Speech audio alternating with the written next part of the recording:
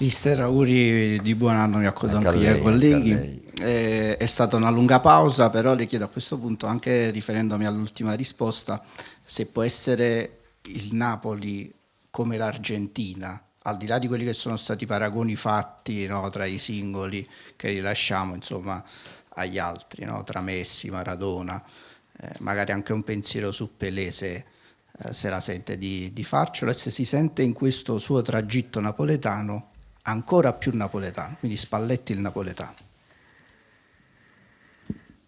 Allora, intanto voi spesso per abbinarci all'Argentina, anche in questo caso qui, ci chiedete ogni 2 secondi di vincere lo scudetto, è un po' la vostra ossessione, perché non è la mia, ma è la vostra ossessione quella dello scudetto, perché tutte le volte si va sempre a finire lì. La mia di ossessione è un'altra, è vedere impazzire di gioia questa città.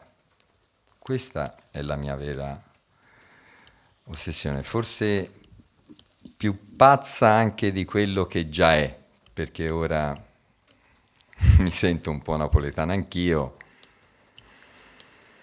come diceva lei, cioè ho imparato ad essere napoletano anch'io,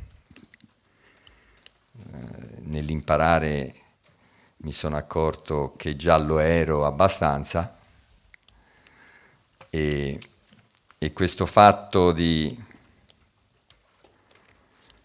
vedere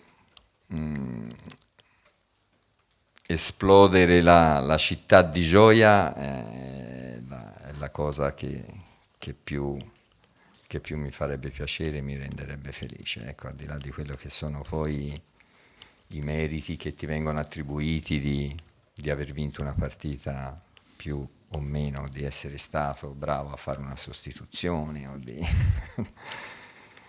Questa è la mia ossessione.